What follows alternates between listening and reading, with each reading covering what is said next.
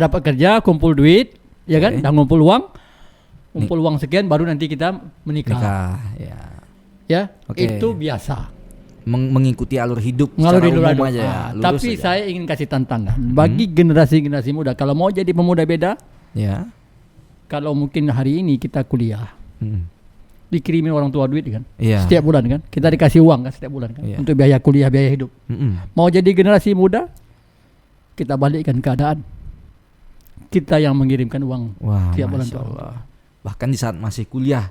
Saat masih kuliah, Mm-mm. kita kirim uang ke kampung. Iya. Jika perlu semester 5 kita dah menikah. Waduh.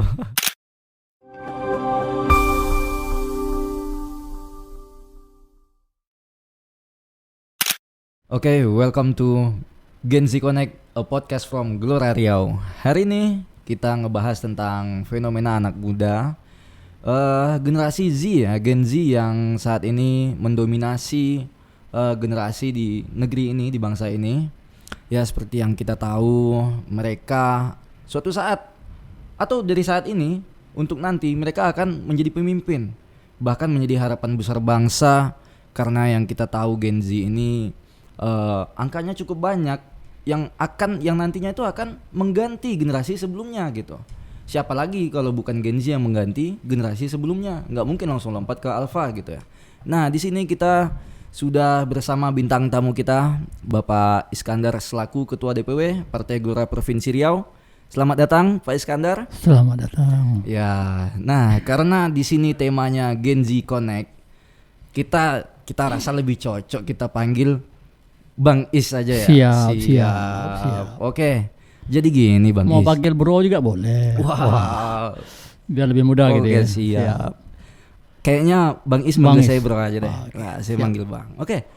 Jadi karena fenomena ini cukup banyak ya Bang ya, apalagi kami generasi Z ini yang umurnya masih muda melalui rintangan hidup, bukan cuma dari internal kami tapi dari eksternal juga banyak gitu. Nah, kira-kira nih buat Bang Iskandar yang sudah lebih dulu melalui umur seperti kami walaupun generasinya mungkin berbeda gitu ya. Kira-kira tak beda-beda kali. tak beda-beda kali lah ya. Nah, untuk buat Bang Iskandar yang sudah lebih dulu dari kami, kira-kira gimana sih cerita dulu di masa Bang Iskandar masih di umur seperti kami? Coba boleh diceritakan Bang Iskandar? Baik, terima kasih Bro Fido ya. Alhamdulillah saya sudah diundang pada malam hari ini di ruang yang saya kira sangat-sangat luar biasa. Mudah-mudahan ini bisa berlanjut sampai waktu-waktu akan datang pada saat kita sudah tidak lagi mungkin Gen Z. Amin. Ya Rabbal. Kalau saya mungkin kan bisa dibilang pondasi Gen Z lah ya. Iya, siap. Baik. Jadi baik, saya kira pada malam hari ini kita akan coba mendiskusikan sesuai yang tadi Bang Fido bilang, ini bagaimana pada saat kita atau saya pribadi pada waktu itu berada pada masa-masa seusia-usia, anggaplah usia 17 sampai Sampai 27-an. 27-an ya. Jadi saya teringat pada satu lagu Bang Haji Rhoma Irama, Apa itu Bang? Darah Muda. Waduh, darah muda gitu ya tuh, Bang Is ya? darah muda, Iya. darahnya para remaja. Waduh. Yang selalu merasa gagah, tak Waduh. pernah mau mengalah. Darah muda, gitu. Oke. Jadi memang darah muda itu luar biasa. Iya. Jadi Bro Fido, kalau boleh saya membalikkan waktu, saya sepertinya mau kembali kepada masa muda. Masa-masa itu, karena memang masa muda itu masa luar biasa. Wah. Masa di mana bahkan apa namanya ya, di dalam hadis Rasulullah saja kemudian memberikan perhatian dan apresiasi kepada anak muda yang seusia yang tadi Bro Fido bilang dari 17 sampai 27 tahun itu tuh luar biasa. Kadang ini masa-masa puncak kekuatan kita tuh ada di situ. Puncak semangat kita tuh ada di situ. Iya. Tapi apakah kemudian semua generasi muda, anak muda yang seusia kita ini mereka sesuai dengan yang disampaikan Nabi bahwa mereka masa puncak kekuatannya ada di situ, ya kan? Jadi masa muda ini adalah masa di antara, jadi kalau dalam hadis itu masa di antara dua titik kelemahan.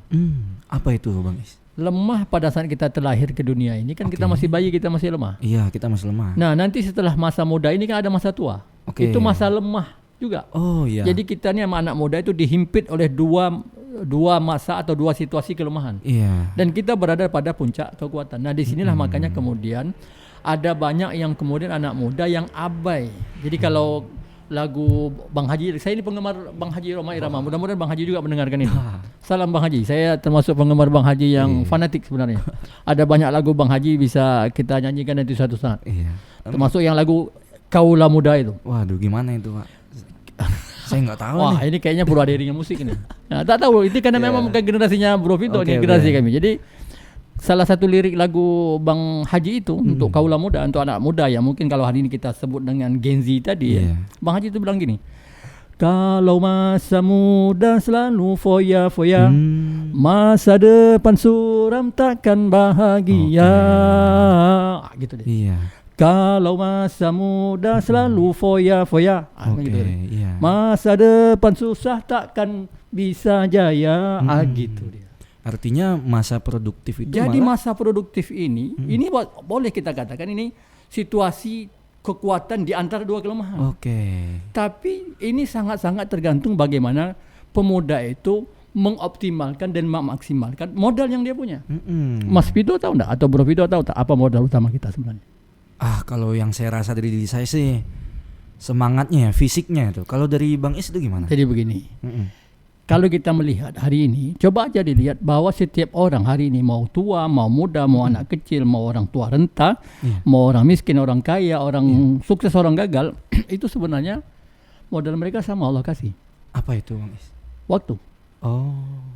Jadi bukan fisik, bukan semangat, tapi waktu yang Allah berikan. Jadi waktu semua orang hari ini yang saya sebut tadi, mau kaya, mau miskin, itu 24 jam. Sama ya, Bang. Sama 24 jam. Jadi gini, saya kan ini alumni fisika.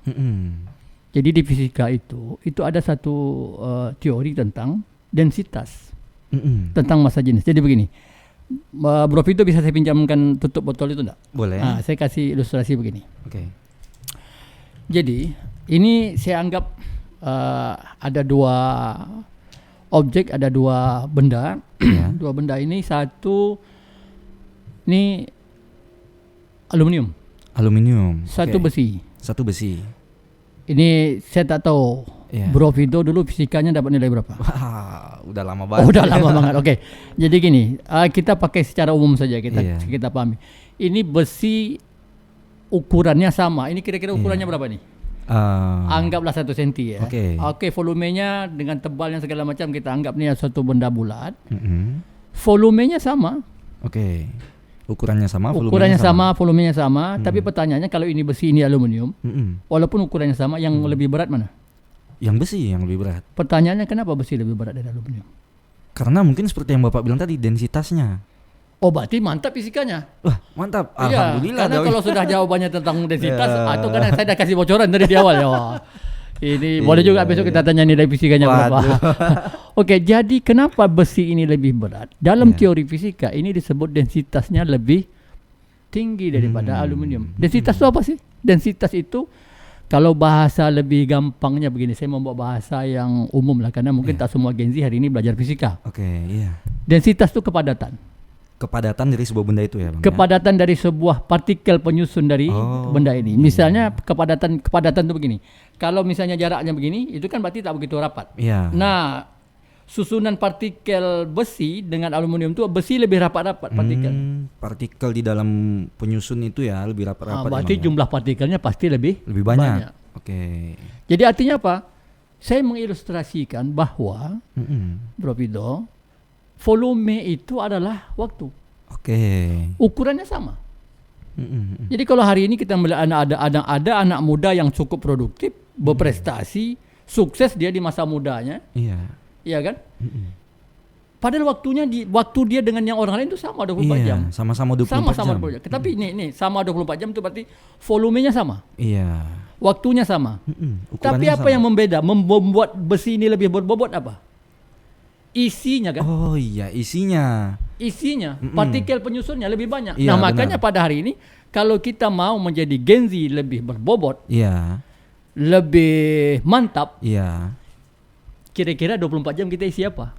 Kita isi dengan Nah, makanya kembali kepada lagu Bang Haji tadi. Kalau masa muda Waduh, selalu hura-hura, iya bener. masa tua Iya, takkan iya. bahagia. Benar. Gitu. Berarti jangan kita isi kayak lagunya Bang Roma itu ya. Bukan Bang Roma ngasih nasihat. Oh iya, jangan diisi hura-hura. Jangan dihura-hura gitu. Iya benar. Kaulah benar. muda gitu. Iya. Oke. Jadi itu satu poin pertama. Jadi pertama adalah kemampuan kita dalam memanage waktu. Iya. Ya. Mungkin kalau ada waktu tertentu nanti kita akan bisa berkisah sedikit ya. Iya. Berkisah kalau kita mau tarik waktu ke belakang sejak SD. Saya kira saksi hidup dari saudara saya, teman-teman saya juga waktu saya masih sekolah SD masih banyak juga masih hidup hari ini. Alhamdulillah ya, masih umur panjang ya. Masih umur. Jadi kalau kita mau tarik dekat dulu semasa saya kuliah, masih seusia-usia Bro Fido ini lah ya. Iya. Saya hanya membolehkan dan membenarkan diri saya untuk waktu kuliah itu tidurnya itu 1 hari 1 malam 4 jam aja. Itu Bang Is sendiri yang mengatur. Kita berkomitmen selama Oke. saya kuliah 3 tahun 10 bulan. Ya mungkin teman-teman yang mungkin pada hari ini yang mendengarkan sama-sama kuliah di Undri. Saya kira mereka yang satu kos dengan saya mungkin bisa tahu juga bahwa begitulah saya memaksimalkan waktu. Oke. Jadi satu hari 1 malam hanya kita gunakan untuk tidur, istirahat itu 4 jam. Kalaupun siang saya terlalu ngantuk, saya boleh nambahnya cuma maksimum 15 menit. Kalau mau tidur siang ngantuk. Ya itu demi kita memaksimalkan waktu. Ya kan. Jadi kenapa? Jadi begini nih ceritanya sedikit. Kenapa saya berkomitmen seperti itu? Karena begitu saya masuk kuliah, saya punya cita-cita mau jadi dosen, Bang. Oke. Bobrok itu. Di masa kuliah mau cita-citanya mau jadi dosen. Mau jadi dosen. Oke. Kenapa tuh kok pengennya jadi dosen? Mas? Jadi ini nanti kenapa kemudian hari ini jadi terjun di dunia politik. Nah, itu nanti juga ada ceritanya sendiri itu. Jadi dulu saya ini termasuk orang yang kalau boleh dibilang tuh safety player. Oh, safety player. Saya tuh pemainnya yang mau aman-aman saja. Jadi kalau bagi saya masuk kuliah nanti cari kerja jadi PNS kan dapat gaji setiap bulan. Kita tak perlu mikir-mikir, setiap bulan kita sudah dapat gaji. Saya kira itu aja. Nanti pensiun ada uang pensiun. Ada gitu uang ya? pensiun. Jadi itu yang saya cari aman. Nah, oleh karenanya saya tanyalah kepada senior-senior saya kalau mau jadi dosen itu seperti apa. Jadi kalau mau jadi dosen, ya memang indikator utama ya akademis. Kalau dulu. Jadi kalau dulu tuh kalau misalnya lulus atau lulus kuliah dengan predikat cum laude, itu biasanya direkrut jadi dosen. Berarti dulu kalau lulus kuliah jadi kita cum laude langsung direkrut jadi dosen. Dan alhamdulillah Bang Fido, kita lulus cum laude. Waduh, masya Allah. Jadi bukan kita mau berbangga-bangga pula, tapi ini kan tuh memotivasi aja. Ini kita memotivasi. Saya kuliah waktu itu kan membolehkan saya tidur 1 hari 1 malam itu cuma 4 jam. Iya. Dan alhamdulillah waktu itu saya cum laude pemuncak 1 MIPA loh. Waduh. Berarti apa yang abang tanamkan, apa yang abang batasi di diri abang itu berbuah ternyata. Oh iya, jadi makanya kata para orang bijak banyak mengatakan bahwa memang usaha tidak akan mengkhianati hasil. Nah, gitu. Jadi artinya waktu 4 jam itu kita cuma istirahat, selebihnya coba 24 jam dikurang 4 jam berapa? Berapa 20 jam dong. 20 jam. Nah 20 jam apa yang kita isi ya? Mungkin di lain waktu kita akan banyak berbincang. Tapi paling tidak satu kita tidak terlalu artinya gini ya. Akhirnya saya menemukan juga sebuah ungkapan yang menggambarkan tentang konsep ini. Kata Pak Ketua kita Pak Anies Mata mengatakan bahwa hard time creates strong leader. Masya Allah. Hard time creates strong leader. Situasi sulit itu akan melahirkan pemimpin yang kuat. Pemimpin yang kuat. Berarti abang sudah melalui situasi sulit itu. Jadi kalau sebetulnya di masa saya hidup, zaman saya dulu, situasi sulit itu dia organik. Karena memang kehidupan kita yang sulit. Iya. Berarti mengalir gitu ya. Jadi lagi-lagi lagu Roma Irama ada yang memotret tentang ini. Berakit-rakit ke hulu, katanya kan. Berenang-renang ke tepian, sakit-sakit dahulu, susah-susah dahulu, baru kemudian bersenang-senang gitu lagi ya. Jadi memang itu yang terjadi. Jadi memang kalau kata Pak Ketum kita Pak Anies Mata, saya sangat terinspirasi. Tapi kan saya baru berinteraksi dengan Pak Anies Mata ini kan baru setelah saya selesai kuliah. Tapi tulisan-tulisan beliau saya sudah dia dapat itu pada tahun-tahun 98 sudah dapat tulisan-tulisan beliau. Jadi memang termasuk nanti saya akan bedah sedikit apa yang sangat memotivasi yang membuat saya berenergi terus. sampai hari ini kita optimis ya untuk terus mengejar mimpi-mimpi kolektif kita di Partai Gelora ini untuk menjadi superpower baru dan seterusnya itu. Jadi tapi saya mau menyampaikan tadi yang begini, bahwa hard time create strong leader ini kaitannya tadi dengan waktu ini juga. Sebetulnya ungkapan beliau itu tidak hanya berhenti di situ. Saya melihat akan ada siklus seperti ini ya. Hard time create strong leader create good times create weak leaders. Oke, saling weak berkaitan. leaders create crisis. Jadi kalau kita melihat hari ini ada krisis, itu sebetulnya siklusnya begitu dulu. Ada situasi sulit. Nah, situasi sulit ini itu akan melahirkan strong leader. Makanya coba kita lihat ya. Kita lihat Bro Fido bahwa generasi awal pada zaman Rasulullah, sahabat-sahabat beliau yang disebut dengan As-Sabiqunul Awwalun, walaupun di sana tidak ada perguruan tinggi, tidak ada pondok pesantren, tidak ada sekolah, tapi strong leader. Kenapa? Benar. Karena waktu itu situasi sulit. Jadi situasi sulit mereka, ada ancaman dari luar, di kehidupan juga mereka memang susah. Kalau kita sekarang kan serba, mohon maaf, mau beli ini beli itu semua ada di online, di HP gitu, gampang gitu. Kalau mereka semua harus ke hutan dulu cari kayu. Ya, situasi sulit seperti itu memang create strong leader. Tapi itu kan organik. Nah, termasuk di zaman saya ini, boleh cerita sedikit Bang Vito, kita situasi sulit itu sempat saya waktu masih sekolah di Selat Panjang itu kami ngekos ya. Ngekos. Ini mungkin sedikit cerita tentang masa lalu, boleh ya? Oke, boleh. Jadi situasi ini bukan rekayasa, tapi keadaan kehidupan itu yang membuat kita jadi begini. Jadi waktu saya masih sekolah, kami berdua tuh, ada teman saya, mudah-mudahan beliau dengar malam hari ini, ada nama teman saya itu Selamat Riyadi. Oke, halo bro, selamat ya, mudah-mudahan dengar. Beliau satu kos juga waktu sekolah di Madrasah Aliyah Negeri Selat Panjang. Satu kos kami tinggal di satu daerah itu namanya Rintis, di Selat Panjang ya. Jadi beliau satu kos waktu sekolah, satu kos juga waktu kuliah. Kemarin sempat beliau saya dengar jadi pegawai salah satu bank di Rokan Hulu ya. Di Rokan Hulu. Jadi kami tinggal bersama. Biasanya kalau saya kehabisan uang, dia masih ada uang. Dan kalau dia habis uang, saya masih ada uang. Tapi di beberapa hari, saya tak ingat lagi yang jelas itu tahun 97. Tahun 97. Sorry, bukan tahun 97, tahun 94 atau 95. Sama-sama nggak ada uang nih. Hari itu dia kehabisan uang, saya juga tak ada lagi uang. Waduh, jadi gimana tuh Bang? Nah, satu hal yang harus Bro Fido tahu, saya ini boleh ditanya sama ibu saya masih hidup.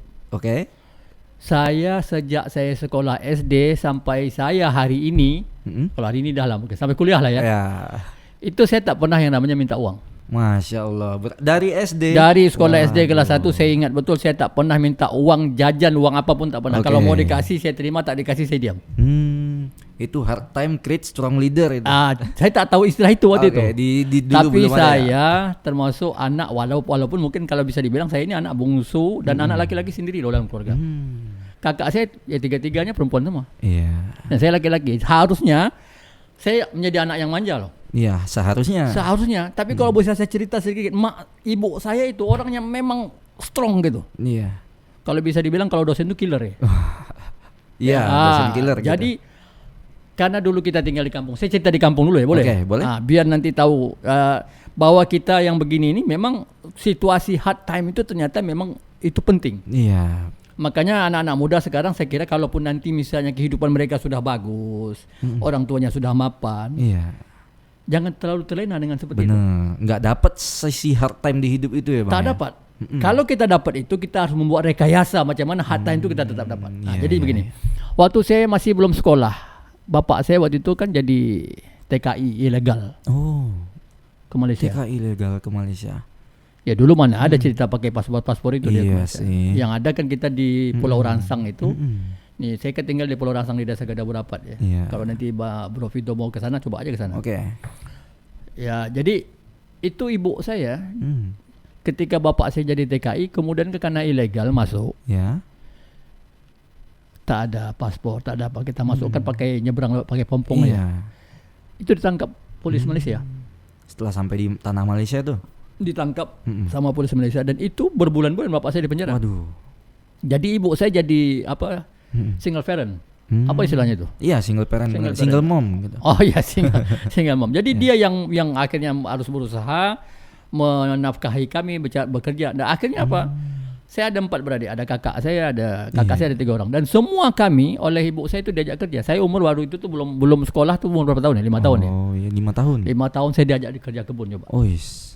Berarti seharusnya kalau orang pada umumnya, apalagi di zaman ini ya, punya kakak 3 orang, pasti adik paling bungsunya enak gitu ya. Nih manja gitu. Nah, Oh kalau manja. saya enggak ada, ibu saya tak ada cerita. Waduh. Jadi saya umur 5 tahun diajaknya ke kebun apa? Kebun kelapa. Kebun kelapa waktu itu kita disuruh ngangkat kelapa pakai Waduh. goni. Ada goni beras yang 25 kilo itu ya. Di punggung diangkat. Ya, jadi saya sempat 3 kali ngangkat itu.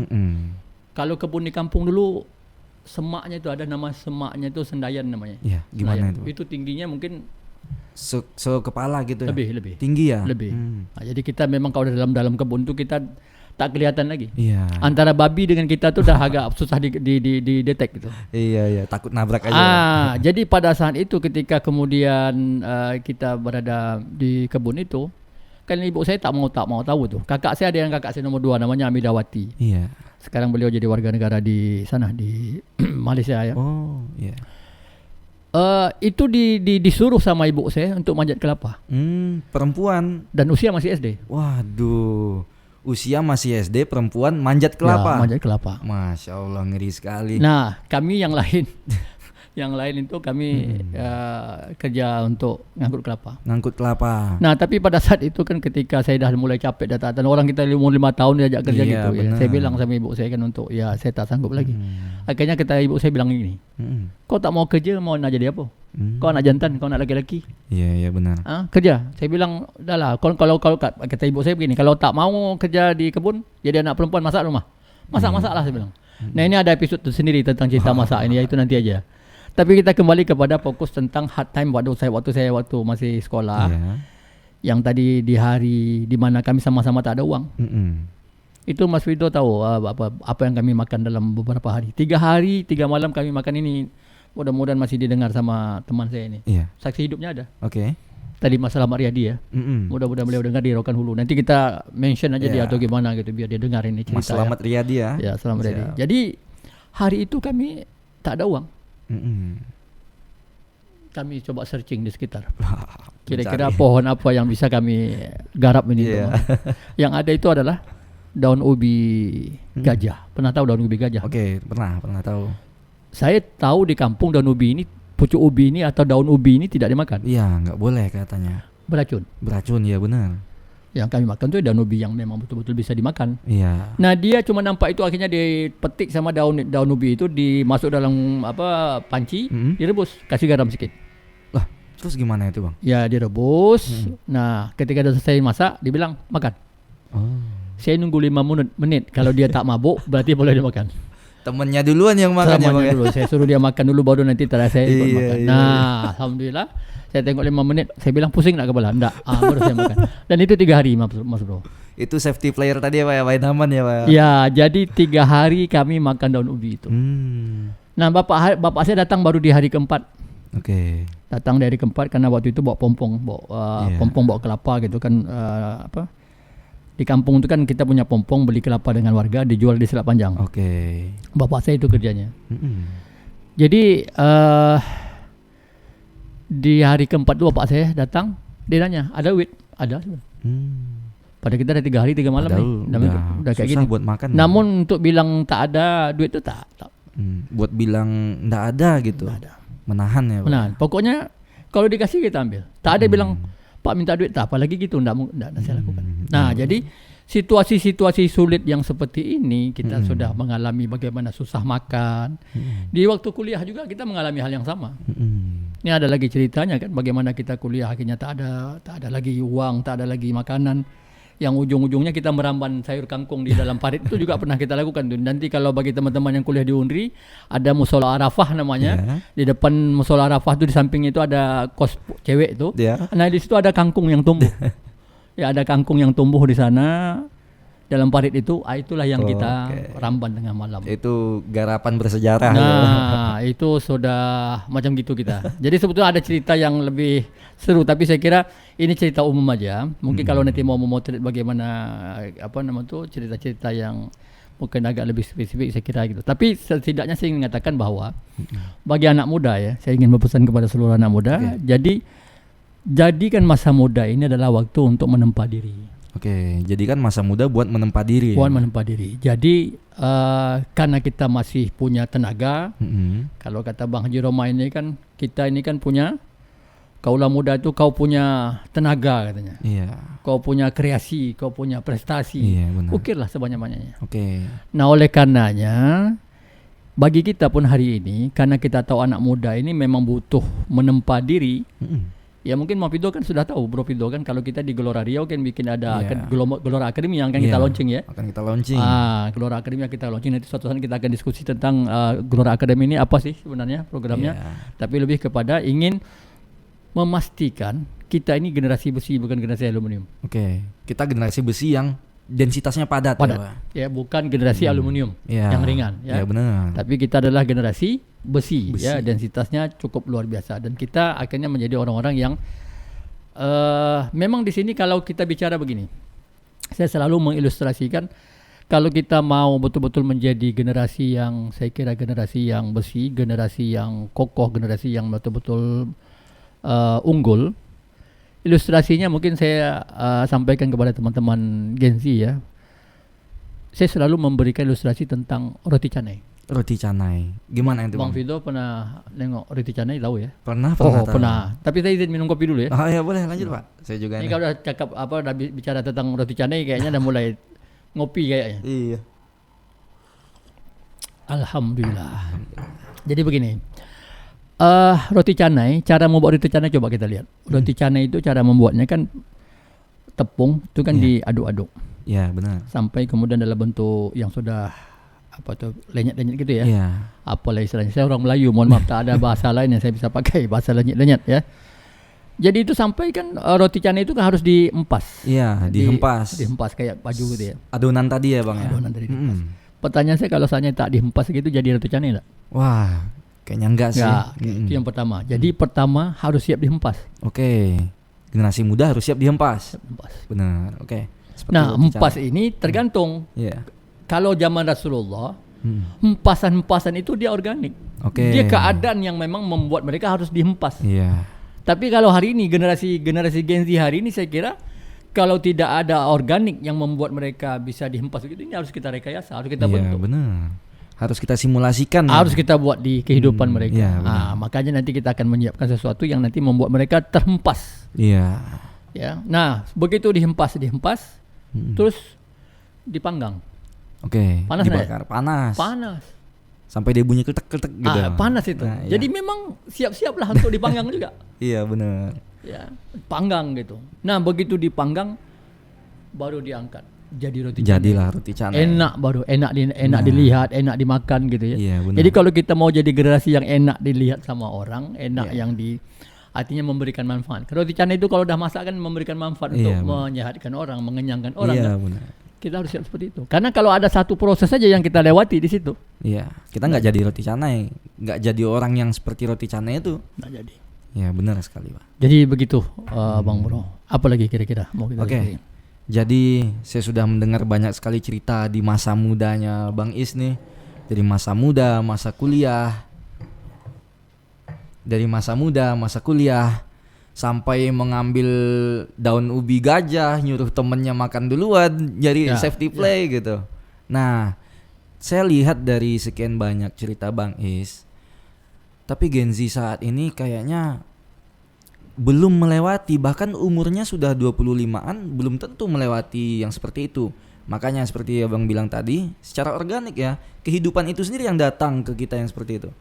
Tapi Gen Z sekarang yang sudah 17 ke atas, 25, mereka masih, mohon maaf, misalnya nyaman dengan sosial media, posting, atau sekedar nongkrong. Tidak ada kejadian organik di hidupnya yang datang buat menghempas dia seperti roti canai tadi. Tapi nih, dari Bang Isnya sendiri, kira-kira ada nggak hal yang boleh dan tidak boleh dilakukan, atau hal yang bisa dilakukan untuk menciptakan kejadian organik itu buat orang-orang yang hidupnya sudah merasa aman, mohon maaf mungkin dari orang tuanya, dan bagaimana apa saja yang nggak boleh dilakukan, seperti itu Bang Es. Jadi begini, ada sebuah ungkapan bahwa kalau kita sudah menjadi orang tua ini, kalau mau melihat anak kita, lihat dengan siapa dia berteman. Iya. Lalu ada ungkapan lain begini, kalau kita berteman dengan tukang minyak wangi, Iya. kita pasti dapat wanginya. Iya. Kalau kita berteman sama tukang besi, bawa aroma besi itu kita dapat. Iya. Jadi artinya apa? Penting sekali sebuah environment, lingkungan. Kalau kata ustaz saya dulu namanya bi'ah. Bi'ah. Lingkungan dari kita ya, Bang. Jadi penting ada sebuah lingkungan yang membuat kita akhirnya melakukan satu hal. Ya kalau istilah kita ya fastabiqul khairat. Berlomba-lomba dalam kebaikan. Bukan hanya sekedar melakukan kebaikan, tapi bahkan kita ada kompetisi sana. Iya, benar. Ada fastabiqul sana tuh, ada perlombaan. Berlomba-lomba membuat kebaikan. Jadi apa yang harus kita lakukan hari ini? Saya ingin berpesan kepada anak muda, jangan sendirian. Gak boleh. Karena kata Nabi, hanya domba yang sendirian lah yang akan dimakan serigala. Oke. Jadi makna hadis ini saya kira dalam waktu tertentu nanti kita akan bahas. Apa kaitannya? Jadi kalau bisa dibilang apa yang tak boleh sama anak muda, jangan sendirian. Jangan sendirian. Nah, justru sekarang kita lihat Gen Z kan hari ini, gadget hari ini kan mengarahkan kita untuk sendirian lebih banyak berinteraksi. Nah, kita harus sadar juga bahwa di luar sana bahwa teknologi ini sebenarnya bisa kita gunakan untuk hal yang positif, bisa juga melalaikan kita sehingga kita lebih banyak mengisi waktu-waktu kita seperti saya bilang tadi. Waktu kita sama 24 jam, tapi kan coba lihat men-scroll. Iya, benar. Berjam-jam kita tahan gitu. Iya, jadi tanpa ada sesuatu yang produktif yang kita lakukan. Kita nggak padat jadinya ya Bang. Nggak padat. Nah, oleh karenanya kita perlu sebuah komunitas, kita perlu sebuah lingkungan, di mana lingkungan ini yang terus nanti akan membuat kita menjadi generasi yang produktif. Generasi yang berprestasi. Jadi kalau bisa saya berpesan untuk menjadi generasi besi yang tadi saya bilang, ya, maka jadilah generasi muda atau Gen Z yang prestatif dan kontributif. Ya. Nah, saya terinspirasi begini. Saya sampai buat sebuah Khairunas Community di Bengkalis dulu. Itu ada anak-anak kecil, sampai hari ini masih ada Khairunas Community itu. Jadi begini. Saya kenapa kemudian terinspirasi dari hadis Nabi tentang Khairunas anfa'uhum linnas. Manusia yang baik itu adalah manusia yang lebih banyak memberikan manfaat buat orang lain. Tapi ada satu tantangan untuk kita, baik anak muda atau siapapun. Nah, termasuk terutama anak muda. Ketika kita ingin memberikan manfaat buat orang lain, maka tantangan kita adalah kata para ulama, faqidu syai'in la yu'ti ghairuhu. Orang yang tidak punya sesuatu, dia tidak bisa memberikan apapun kepada yang lain. Nah, saya memahami sesuatu itu adalah prestasi. Jadi kita ini, apalagi Gen Z, kita ini harus punya prestasi. Nah, prestasi itu bukan angka nilai di rapor, bukan indeks prestasi akumulatif atau IPK, bukan. Jadi gimana tuh Bang? Jadi saya ingin mengatakan bahwa orang yang sukses, orang yang berprestasi itu bukan dinilai dari angka-angka yang ada di rapor, bukan ada angka-angka yang ada di KHS, kartu hasil studi itu, bukan. Itu hanyalah semacam sebuah angka-angka yang mungkin secara administratif oke lah. Ya, karena kita bisa melihat ada orang-orang mungkin, mohon maaf, masuk angin dia. Gak apa-apa. Ini dipotong aja nanti Sabil. Ya, udah mulai berderak-derak nih.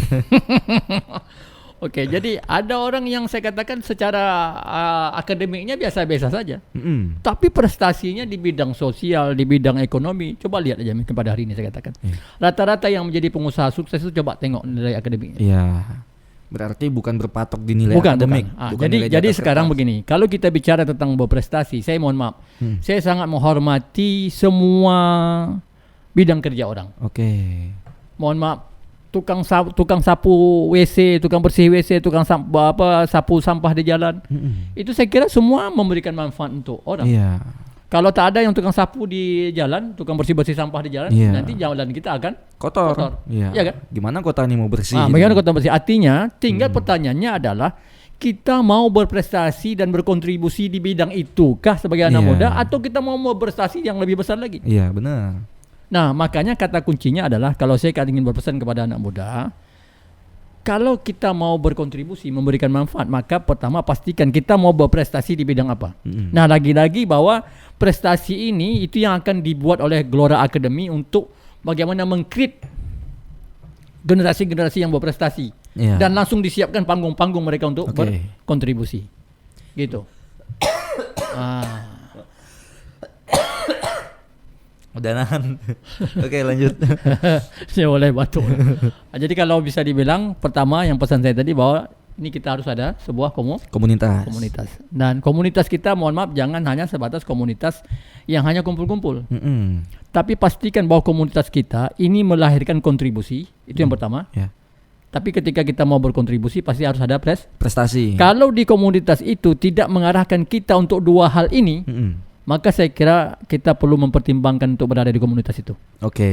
Ya, jadi hari ini kan banyak nih anak-anak Gen Z kan pada hari ini senang kumpul-kumpul komunitas, bikin komunitas. Nah, pertama sih ingin saya katakan bahwa kalau seandainya di komunitas itu tidak membuat kita menjadi berprestasi dan berkontribusi, tidak membuat kita produktif di sana, tidak mengupgrade skill kita di sana, saya kira itu perlu kita pertimbangkan ulang. Benar. Ya. Nah, disitulah makanya Bro Fido, kita perlu betul-betul untuk bagaimana bisa berprestasi. Gitu. Saya kira gitu. Jadi yang saya tangkap dari Bang Is barusan, buat anak muda ya, buat Gen Z yang mungkin, jadi yang saya tangkap dari Bang Is buat anak muda ya, buat Gen Z yang mungkin di kehidupannya tidak ada kejadian organik yang menimpa dia, yang menghempas dia, yang menempa dia buat jadi lebih baik. Mungkin kita bisa aja join komunitas seperti yang dikatakan Bang Is tadi tentang hadis Nabi. Domba itu yang jalannya sendiri dimakan sama serigala. Makanya kalau diri kita sendiri nggak ada kejadian-kejadian organik, ya kita join sama komunitas. Join ibaratnya domba itu join sama kumpulannya, begitu ya Bang ya. Nah, di komunitas itu sendiri dibangun dua hal. Apa aja tadi Bang? Prestasi dan kontribusi. Kalau dua hal ini nggak terpenuhi, ya berarti patut dipertimbangkan lagi ya Bang ya. Ya, jadi begini. Ada satu lagi ungkapan menarik dari seorang ulama besar, Imam Syafi'i. Kenal? Saya sering dengar lah. Jumpa pernah? Belum. Syafi'i belum kenal. Saya belum tahu juga. Tapi kita insyaallah di Riau ini, bahkan di Indonesia banyak mengikuti mazhab Imam Syafi'i ya. Jadi gini, Imam Syafi'i itu untuk pemuda itu dia berpesan begini. Yang harus ada pada diri anak muda, dan kalau seandainya hilang dari diri anak muda ini, itu berbahaya. Ungkapan beliau begini. Anak muda itu harus ada dua hal dalam dirinya.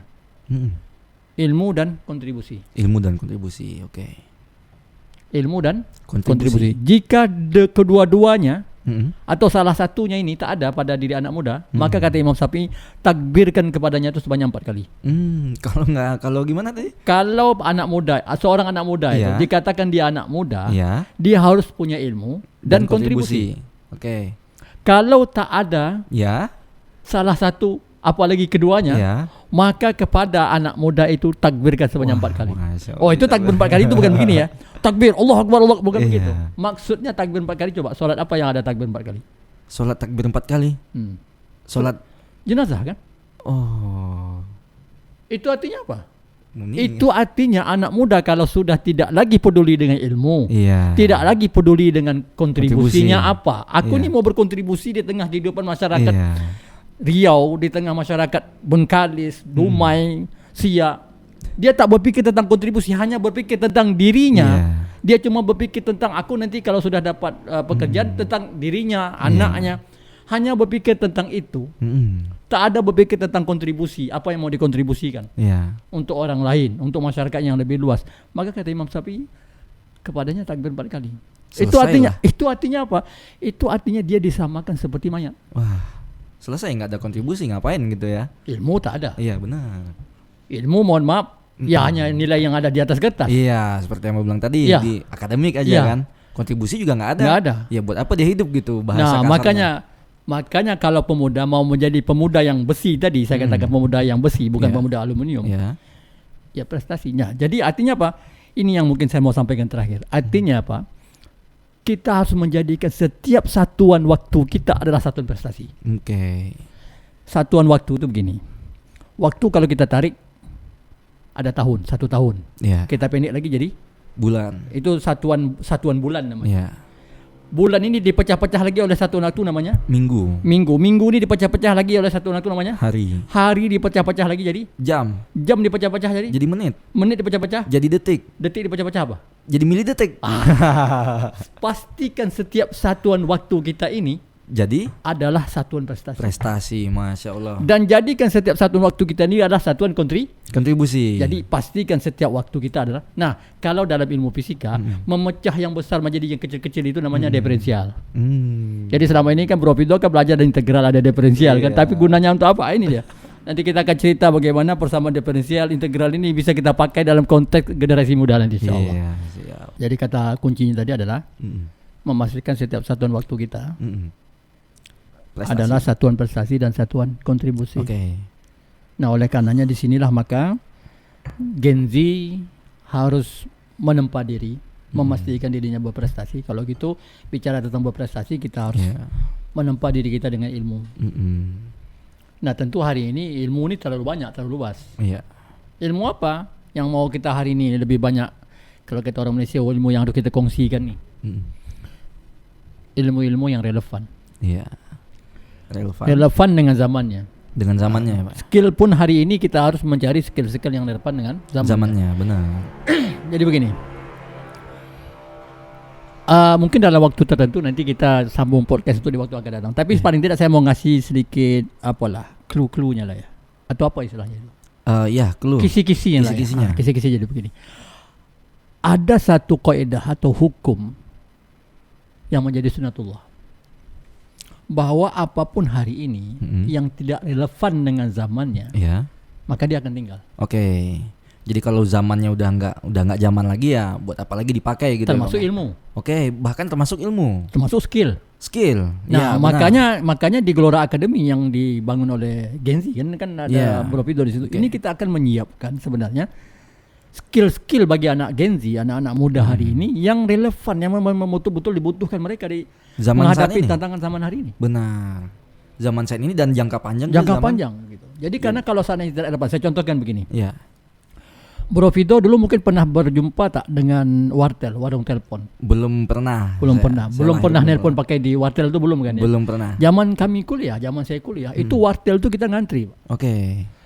Nelpon apalagi malam minggu. Jadi waktu itu kita di kuliah di Unri, depan itu ada dulu apa hotel Mona itu bukan hotel dulu, namanya wartel Mona. Itu ngantrinya minta ampun. Buat nelpon aja. Karena ngantri. orang nelpon itu dibayar per detik. Oke. 1 detik sekian. Apalagi kalau nelpon internasional. Oh, itu lebih parah lagi.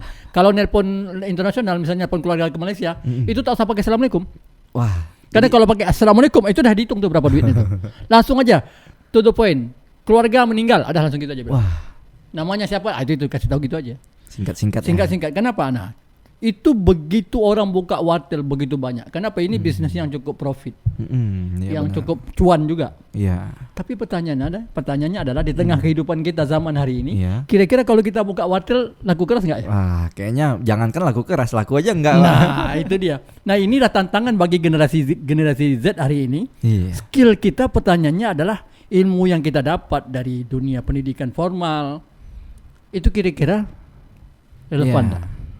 Buat saya sendiri yang melalui pendidikan formal ya, baik itu sekolah dari SD, SMP, SMA maupun kuliah, saya rasa memang masih ada relevannya, tapi karena ada batasan-batasan kurikulum, saya rasa perkembangan teknologi yang sangat cepat saat ini nggak bisa begitu relevan.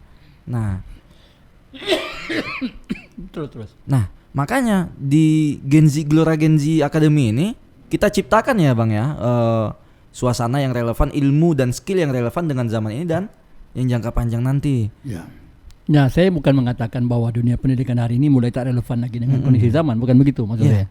Ya, tapi mohon diluruskan bahwa terkadang kita kuliah mungkin di jurusan A. Iya. Tapi tantangan kehidupan kita antara harapan dengan kenyataan itu kadang-kadang berbeda. Di sinilah maka saya katakan juga, saya selalu menyampaikan kepada anak-anak, kalau kita cuma mohon maaf mengandalkan pendidikan formal, kita tidak menambah lagi skill-skill yang nanti bersifat relevan dengan kondisi hari ini, karena kadang-kadang kan kita tak paham juga seperti apa takdir kehidupan kita, ya kan? Kita disuruh nunggu situ, tak pernah nengok video ini, ya kan? Nanti tolong potong aja. Jadi kita harus kemudian bisa memastikan, melihat hari ini kira-kira skill yang relevan yang dimanapun kita berada, dimanapun kita berada, kita bisa survive. Kalau kita tak bisa, kita katakan kita bisa berkembang lebih luas lagi, paling tidak begitu kita terdampar dimanapun kita bisa survive dengan skill yang kita punya, dengan leadership yang kita punya, karena kita punya sesuatu yang relevan. Nah, itu yang harus dimiliki. Jadi saya mau mengajak kepada anak muda hari ini, jadi anak muda yang berbeda. Jadi ini poin penting. Ya, poin penting, dan selalu saya kemudian memprovokasi dalam tanda positif. Anak-anak saya juga saya provokasi, anak-anak muda saya provokasi. Jadi saya ingin menyampaikan kepada anak-anak Gen Z hari ini, jadilah pemuda yang beda. Pemuda yang beda. Beda gimana tuh, Bang? Jadi kalau mau jadi pemuda biasa itu kuliah. Kuliah. Tamat kuliah cari kerja. Itu kalau pula dapat langsung kerja. Kadang-kadang kan terlunta-lunta dulu. Cari kerjanya pun yang aman-aman aja ya, kayak daftar ASN, PNS. Itu. Nah, setelah dapat kerja, kumpul duit, ya kan? Dah ngumpul uang sekian, baru nanti kita menikah. Itu biasa. Mengikuti alur hidup secara umum aja ya. Tapi saya ingin kasih tantangan bagi generasi muda, kalau mau jadi pemuda beda. Kalau mungkin hari ini kita kuliah, dikirimin orang tua duit kan, setiap bulan kan, kita dikasih uang kan setiap bulan kan, untuk biaya kuliah, biaya hidup. Mau jadi generasi muda, kita balikkan keadaan, kita yang mengirimkan uang setiap bulan. Bahkan di saat masih kuliah. Kita kirim uang ke kampung. Jika perlu semester 5 kita dah menikah. Waduh. Ya kan? Ini cerita menikah untuk generasi muda, saya kira nanti ada tema tersendiri ya. Bagaimana kita bisa menikah lebih mudah. Tapi kita bukan menikah asal-asal sekadar ikut-ikutan yang tren. Penting jadi atau bukan. Tapi bukan kita memang sudah menyiapkan segala sesuatu. Berarti memang matang ya. Bukan berarti nikah yang penting nikah gitu ya, Bang ya. Jadi kalau kita ngambil inspirasi generasi awalun seperti Sayyidina Ali, itu kan anak masih muda, masih remaja, tapi sudah ikut perang. Jadi usia berpikirnya mereka itu mengalahkan usia biologisnya. Usia kita boleh 20 tahun, tapi kematangan berpikir kita itu melampaui orang 50 tahun. Masya Allah. Berarti walaupun dia masih muda, tapi usia berpikirnya tuh lebih dari usia biologisnya. Kalau seandainya Gen Z kita hari ini bisa seperti itu, saya kira Gen Z ini akan mengisi ruang-ruang publik. Gen Z ini akan yang mengisi negara hari ini, pemerintahan itu. Kenapa? Karena Gen Z pada hari ini tak bisa disepelekan. Gen Z bukan anak bawang hari ini, tapi Gen Z adalah menjadi penentu arah. Kenapa? Karena boleh usia mereka muda, tapi cara berpikir mereka sudah di atas umur 50 tahun. Benar. Usia berpikir mereka sudah melampaui batas usia biologis. Saya kira itu. Karena Gen Z ini merupakan harapan bangsa ya, Bang ya. Betul sekali. Nah, secara statistik Gen Z sudah hampir bisa menyaingi angka dari yang sudah mendahulinya gitu, dari Gen Z sebelumnya, dari gen-gen sebelumnya. Saya kira nanti mungkin sekitar 5 tahun akan datang, Gen Z itu saya kira sudah memenuhi jagat Nusantara ini lebih dari 50%. Sudah ini ya, sudah mereplace, sudah menggantikan ya. Nah, oleh karenanya saya sebetulnya kita di DPW Partai Gelora ini, kenapa kemudian perhatian kita cukup serius dan besar kepada Gen Z? Karena kita ingin bukan Gen Z pada hari ini, kita mohon maaf, mungkin kalau saya bisa membahasakan, kita bukan hanya sekedar mencari pengikut. Kita tidak mencari pengikut. Jadi kita mau mencari perawi masa depan, kalau kata Pak Ketum kita. Ya bahasa kasarnya, bahasa ekstrimnya apa? Kita mau mencari arsitek peradaban. Arsitek peradaban. Jadi bukan soal mencari pengikut, mencari arsitek. Perancang masa depan kita. Arsitek itu kan seperti yang kita tahu, dia merancang sebuah bangunan, merancang gambar, menghitung matematikanya segala macam. Itu arsitek bangunan namanya. Kalau ini arsitek peradaban. Arsitek peradaban, dialah yang merancang bagaimana peradaban masa depan itu. Jadi dia yang akan merancang masa depan Indonesia 10 tahun, 20 tahun akan datang, 30 tahun akan datang. Keren sekali ya. Nah, itu yang kita harapkan dari Gen Z hari ini seperti itu. Bahwa tantangan bagi Gen Z, bahkan Indonesia secara keseluruhan apalagi Gen Z, ini kan bicara tentang what's next. Setelah kita kuliah tamat ini kita mau ngapain? Iya. Di tengah lapangan pekerjaan yang lagi sulit. Bisa tak kita bukan hanya survive, tapi kalau memang tak bisa untuk lebih jauh, paling tidak kita bisa survive dalam situasi seperti ini. Nah itu. Nah kenapa? Ini situasi hari ini yang kita hadapi. Ya kan? Ya tadi tema tentang kegelisahan tadi itulah, bahwa kegelisahan kita tentang payahnya mencari lapangan pekerjaan, kegelisahan kita tentang pemuda pada hari ini yang banyak sudah mulai melenceng ke narkoba segala macam, ya kan, judol, yang lain-lain lah ya. Itu mungkin belum lagi nanti habis waktu untuk di depan gadget yang tidak produktif. Benar. Scrolling sosmed sampai berjam-jam. Nah ini kan menjadi keresahan kita bersama. Kalau begini semua generasi Gen Z kita ke depan, bisa terbayang nggak kita Indonesia akan datang seperti apa? Rapuhnya kita itu yang mungkin perlu diperkuat. Oke. Jadi itu dia pembahasan advice, pesan-pesan buat generasi muda Gen Z dari Bang Is yang sudah melalui masa-masa mudanya lebih dulu dibanding kita-kita para Gen Z. Nah, ternyata setelah saya mendengar banyaknya penjelasan, cerita dari Bang Is, walaupun generasinya berbeda, kita masih punya cerita kehidupan yang bisa dikaitkan dan masih relevan hingga sekarang.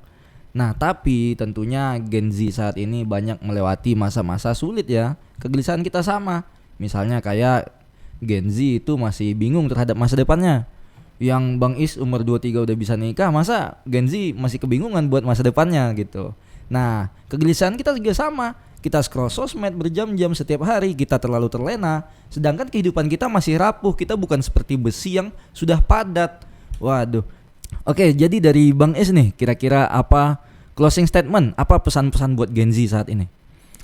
Baik, jadi yang pertama yang ingin saya sampaikan adalah jangan pernah berhenti belajar. Jangan pernah berhenti belajar, oke. Jadi saya ingin clearkan tentang belajar ini. Belajar dengan sekolah itu dua terminologi yang berbeda. Orang bisa saja sekolah tapi dia tak belajar. Iya, benar. Tapi orang bisa saja dia belajar walaupun dia tak sekolah. Nah ini kan kita bisa lihat dalam sejarah juga, bahwa di zaman Rasulullah seperti saya bilang tadi, itu tidak ada sekolah. Tapi proses belajar itu jalan. Jadi proses belajar ini saya ingin menyampaikan mungkin dalam sesi yang lain nanti ya. Jadi proses belajar ini kita harus bisa mengubah tidak tahu menjadi tahu. Makanya saya selalu menyampaikan bahwa level dari ilmu itu yang kita pelajari itu ada 3. Apa itu Bang Is? Pertama, level itu namanya disebut dengan pengetahuan. Pengetahuan, oke. Jadi dari tidak tahu menjadi tahu. Okay. Itu prosesnya belajar.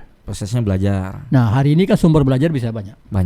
Saya mengatakan bahwa sekolah adalah salah satu dari sumber belajar. Tapi hati-hati. Bahwa nanti mereka datang ke sekolah, pulang sekolah sampai bertahun-tahun, bisa jadi mereka tak banyak yang mereka pelajari. Oke, itu yang pertama. Jadi yang pertama mereka harus jangan sampai berhenti belajar. Karena apa? Pesan Imam Syafi'i tadi, kalau kita berhenti dari menuntut ilmu, seorang pemuda takbir 4 kali. Iya, takbir 4 kali. Berarti itu kan dah jadi bangkai. Ya. Jadi memastikan kita bahwa hidup itu ya pertama jangan berhenti belajar. Iya, benar. Jadi oleh karenanya saya katakan isi waktu-waktu kita itu dengan satuan prestasi, salah satunya dengan ilmu. Nah, level ilmu yang pertama tadi pengetahuan. Nah, itu yang pertama. Tapi kita jangan sampai berhenti hanya sekedar tahu. Oke. Kita harus naik level harus mampu mengelola pengetahuan kita ini menjadi pemahaman. Jadi level kedua itu adalah pemahaman. Berarti setelah pengetahuan, pemahaman. Nanti saya akan kasih ilustrasi apa beda pengetahuan pemahaman ini. Oke. Nah, jadi kita harus paham dengan ilmu yang sudah kita ketahui tadi. Oke. Nah, level yang paling tinggi itu adalah kesadaran. Pengetahuan, pemahaman, kesadaran. Oke, gimana tuh Pak Is? Jadi begini, untuk mempersingkat tentang ilustrasi tentang 3 level ilmu ini, ya, Bang Fido, saya mengilustrasikan begini. Ini ada satu kulit pisang di atas satu meja yang licin. Bukan meja, lantai. Di lantai. Jadi ada satu kulit pisang di atas meja, di atas lantai yang licin.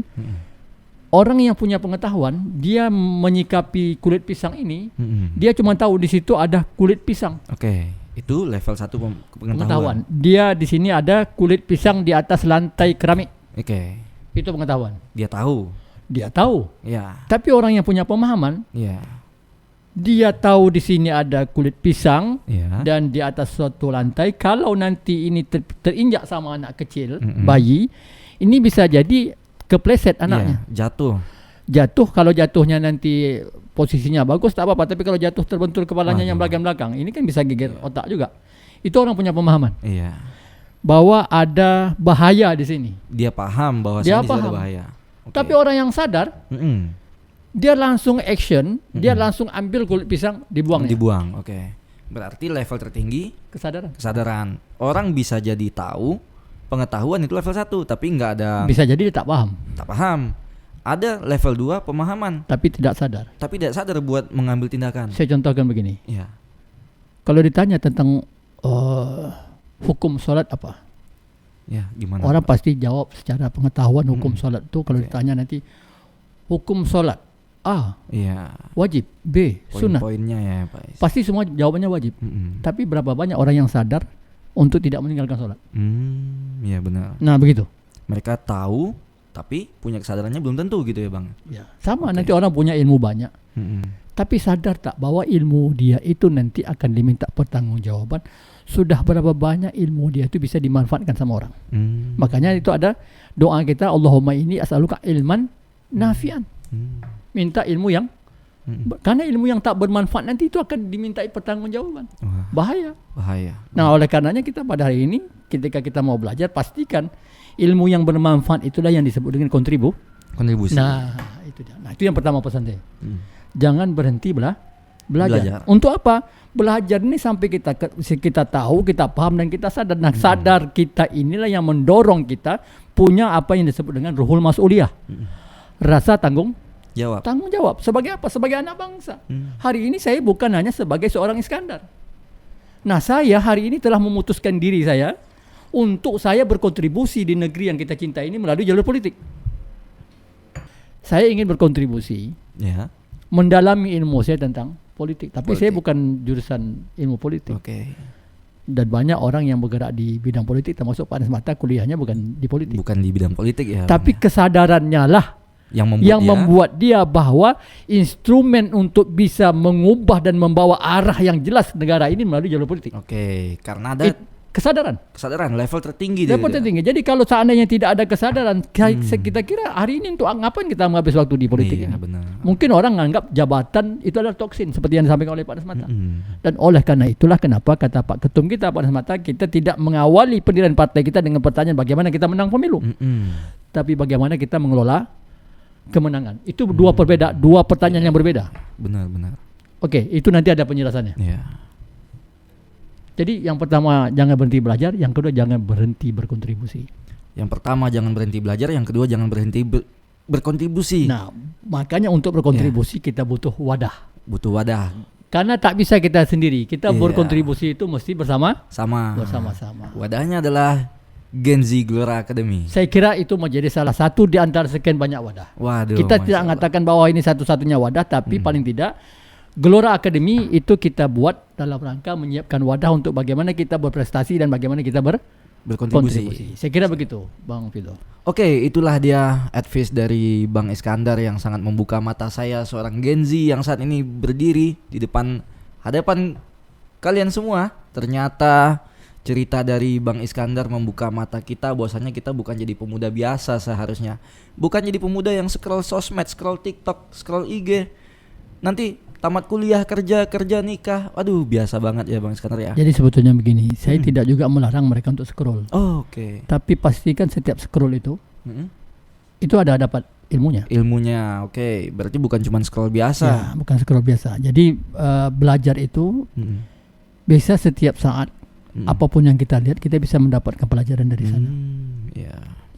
Itu nanti bisa kita diskusikan juga. Dan karena sesi kali ini sudah berakhir, kira-kira buat sesi Gen Z Connect minggu depan itu apa, Bang Is? Jadi saya kira mungkin ke depan itu kita akan coba mendiskusikan bagaimana kemudian kita bisa mendesain mendesain masa depan kita. masa depan, Masya Allah. Gimana tuh mendesain masa depan besok? Ya, jadi begini, sebagai kisi-kisinya saya buka begini. Ada satu kaidah di dalam hadis Nabi mengatakan bahwa Allah sesuai dengan prasangka hambanya. Ya. Dan itu hadis kursi. Ya, dan itu hadis kursi. Jadi kalau pada hari ini kita misalnya punya mimpi mau jadi dokter, mau jadi itu, mau jadi ini. Ya. Saya mau ngasih tahu begini. Cara kita mendesain masa depan. Ya, ini mungkin bisa dijadikan inspirasi. Ada satu hukum. Sebetulnya konsep dalam konsep Al-Qur'an ini. Yeah. Nanti kita akan bedah di pertemuan yang akan datang.